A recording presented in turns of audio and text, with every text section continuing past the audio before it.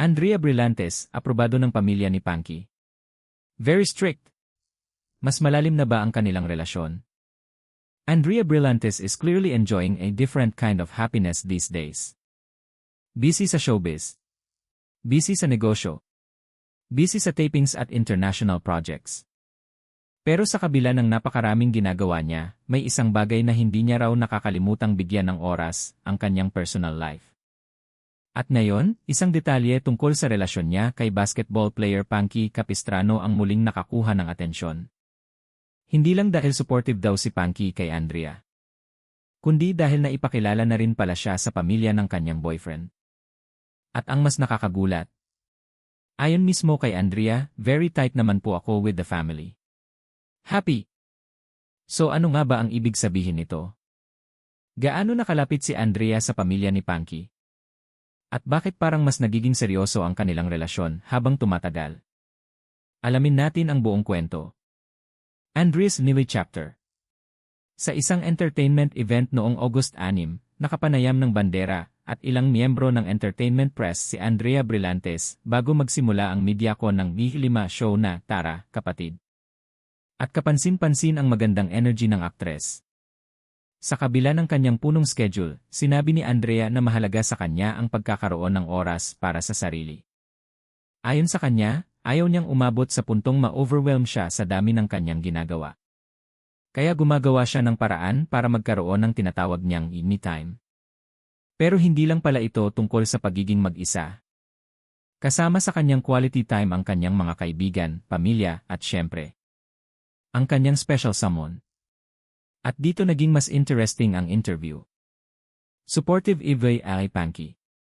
Nang matanong tungkol sa relasyon nila ng basketball player na si Panky Capistrano, simple ngunit positive ang sagot ni Andrea. Very supportive naman po siya.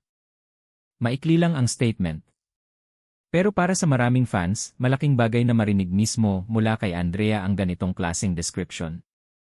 Dahil sa isang busy na showbiz career, hindi madaling magkaroon ng partner na nakakaintindi sa pressure, schedules, tapings, endorsements at personal responsibilities ng isang artista. At mukhang malaking bagay para kay Andrea ang support system na yon. Pero may isa pang issue na madalas nilang kinakaharap. Social media. Litrato y video walang paalam. Dahil parehong napapansin ng publiko, hindi na bago ang mga larawan at videos ni na Andrea at Panky na lumalabas online. May mga netizens na kumukuha ng videos o pictures kapag nakikita silang magkasama. At para kay Andrea, mukhang pinipili na lamang niyang huwag itong pagtuunan ng sobrang pansin. Aminado siyang wala rin naman siyang magagawa dahil bahagi na raw ito ng buhay ng isang artista. Sa madaling salita, natutunan na niyang tanggapin na kasama sa kanyang career ang public attention. Pero hindi ibig sabihin ito na pinapakinggan niya ang lahat ng sinasabi tungkol sa kanya. Never la sila mapi-pleasing. Isa sa pinakamalakas na pahayag ni Andrea tungkol sa criticism ay ang kanyang pananaw sa mga opinyon ng ibang tao. Sinabi niya na kapag palagi niyang iisipin ang sinasabi ng mga tao, maaari siyang ma-overwhelm. Dahil kahit anong gawin niya, may taong hindi matutuwa. At may taong may masasabi. Kaya mas pinipili niyang kumapit sa kung ano ang alam niyang totoo. Para kay Andrea, mas mahalaga kung ano ang alam niyang tama at kung ano ang nakikita ng Diyos kaysa sa endless opinions online. At marahil ito rin ang dahilan kung bakit mas relaxed siyang magsalita tungkol sa kanyang personal life ngayon.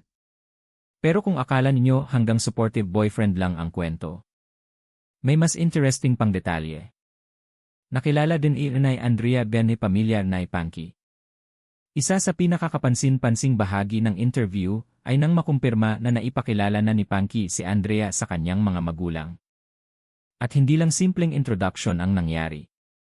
Noong Holy Week, isinama raw ni Panky si Andrea sa kanilang hometown sa Lokban, Quezon. Ibig sabihin, nagkaroon na ng pagkakataon si Andrea na makasama ang pamilya ni Panky sa isang mas personal na setting. At dito lumabas ang statement na talagang pinag-usapan ngayon ng fans. Very strict naman po ako with the family. Happy. Very strict, dalawang salita na maaaring simple pakinggan. Pero para sa isang relasyon, maaaring magkaroon ito ng malaking kahulugan. Dahil ang pagiging comfortable sa pamilya ng isang partner ay hindi naman palaging nangyayari agad. Kailangan ng oras. Kailangan ng trust. At higit sa lahat, kailangan ng genuine connection. Aprobado ni. Kaya ang malaking tanong ng maraming fans. Aprobado ng aba si Andrea ng pamilya ni Punky? Batay sa sinabi niya, mukhang maganda naman ang kanilang relationship. Pero mahalagang tandaan na hindi naman sinabi ni Andrea na may anumang formal approval o mas malaking commitment na nangyari. Ang malinaw lamang ay, nakilala na niya ang parents ni Punky. Nakasama na niya ang pamilya. At sinabi niyang very tight siya sa kanila. At higit sa lahat, happy siya. Minsan, hindi kailangan ng malaking announcement para malaman ng publiko na nagiging comfortable na ang dalawang taong involved sa isang relasyon. Makikita ito sa maliliit na bagay. Sa oras na ibinibigay. Sa support. At sa willingness na ipakilala ang isang tao sa mga taong mahalaga sa buhay mo. Andrea's busy showbiz life. Samantala, hindi lang love life ang pinagkakaabalahan ni Andrea. Patuloy din ang kanyang career. Isa sa mga malalaking projects niya ngayon ang Missy 5 at Netflix series na A Secret in Prague. At hindi ordinaryong production ang seryeng ito. Dahil hindi lamang sa isang lugar ginawa ang taping. Unang nag-taping ang production sa Prague, Czech Republic. Pagkatapos ay nagpunta sila sa Hong Kong. At ngayon, Italy naman ang naging location para sa ilan pang malalaki at importanteng eksena. Kasama ni Andrea sa project ang kanyang mga co-stars, kabilang ang kanyang leading man na si Enrique Gil. At dahil may international locations ang serye, hindi nakapagtataka kung gaano ka-hectic ang schedule ng aktres. Pero kahit ganito ka-busy, sinabi mismo ni Andrea na gumagawa pa rin siya ng paraan para magkaroon ng oras para sa sarili at sa mga taong mahalaga sa kanya. Isang bagong gigiray ng kaserenahan. At dito nagiging interesting ang kanyang current chapter.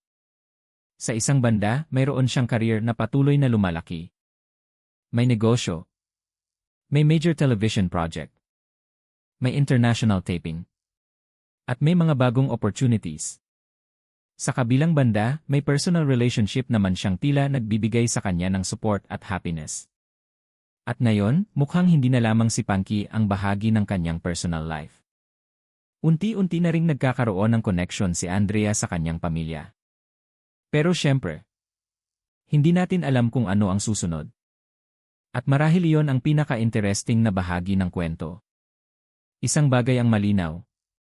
Hindi na lang basta pangalan ni Punky ang lumalabas kapag pinag-usapan ang personal life ni Andrea. May pamilya na ring involved. May hometown visit na. May personal bonding na. At may pahayag mismo si Andrea na very tight na siya sa pamilya ng kanyang boyfriend. Pero hanggang saan hahantong ang closeness na ito? May mas malaking chapter ba na naghihintay para sa dalawa? O masaya muna sila sa kung anong meron sila ngayon habang parehong abala sa kanilang careers? Sa ngayon, wala pang dahilan para gumawa ng sariling conclusion. Ang tanging alam natin ay mukhang masaya si Andrea sa kanyang kasalukuyang buhay. At habang patuloy niyang hinaharap ang pressure ng showbiz at social media, mukhang natutunan na rin niyang piliin kung anong bagay ang tunay na mahalaga sa kanya. Kaya kayo, ano ang masasabi niyo? Aprobado na ba talaga si Andrea Brillantes ng pamilya ni Punky Capistrano? At ano ang tingin niyo sa sinabi niyang very tight naman po ako with the family? Happy! Sa tingin niyo ba, senyales ito na mas nagiging seryoso ang kanilang relasyon? I-comment ang inyong thoughts sa ibaba.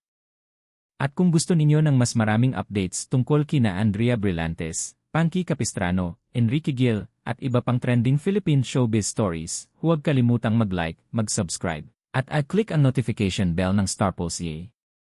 Dahil sa showbiz, minsan, ang isang simpleng pahayag ay may mas malaking kwento sa likod nito.